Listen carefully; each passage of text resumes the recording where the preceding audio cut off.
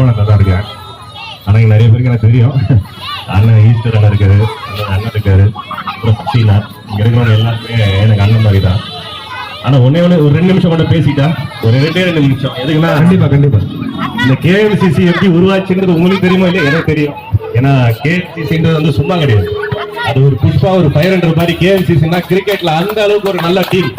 ஏன்னா பாபா நகரம் கேஎம்சிசி ஆடினாலும் பார்க்கும். அது இந்தியா பாகிஸ்தான் மாதிரி தான் இருக்கும். அது அவங்களுக்கு தெரியும். ஏன்னா நாங்களா அவங்களான்ற மாதிரி தான் கேமு. இன்னைக்கு என்ன கூப்பிட்டதுக்கு வந்து மிகப்பெரிய ஒரு சந்தோஷம். ஏன்னா எனக்கு குரு அவங்க பாலா 2 பேர் ஹிந்திலே போய் சாவடி பண்ணுங்க மேட்ச்ல. ஹிந்திக்காரங்க அந்த அளவுக்கு கிரிக்கெட் ஃபைட் தான் அப்படி இருக்கும். சண்டை தான் போட்டுக்க மாட்டோம். மற்றபடி டோர்னமெண்ட்ல நாங்க தான் ஃபைனல்ஸ். எங்களை அடிச்சுக்க ஆளே இல்லை.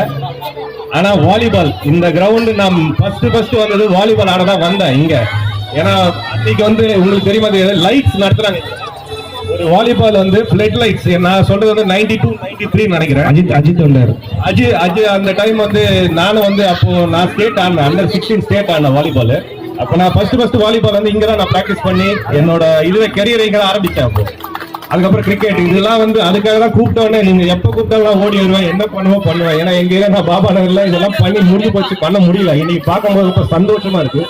இது வந்து மேலும் மேலும் பல வருடங்கள் இதை வந்து பண்ணி ஆகணும். நீங்க அதுக்கு வந்து உறுதுணையா நீங்க தான் இருக்கணும். அவங்க பண்றது ரெடி, பட் நீங்க மக்கள் இத்தனை இதுலயும் பணியிலையும் உட்கார்ந்து இருக்கிறது ரொம்ப சந்தோஷமா இருக்கு.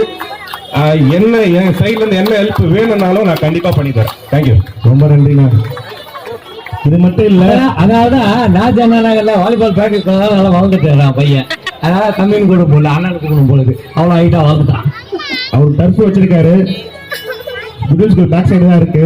குட்வில் ஸ்கூல் பக்கத்துல இருக்கக்கூடிய கோச்சிங் நடக்குது, ஸ்போர்ட்ஸ் அகாடமி வச்சிருக்காரு அவரு சொந்தமா. அதை வந்து பண்ணிட்டு இருக்காங்க. அதை வந்து தம்பி வந்து விழாவாரியா அவருடைய தொலைபேசி எண், அலைபேசி எண் எல்லாமே கொடுப்பாங்க. யாருன்னா பசங்க ஜாயின் பண்ணுங்க. ஆனா ஒன்று மட்டும் அஷ்யூர் பண்ணுவோம், கிளியர் கட்டான முன்னேற்றத்துக்கு வளர்ச்சிக்கு என் தம்பி காரணமா இருப்பான். என்ன தினேஷ், மேல அகல் சொல்லலாம்.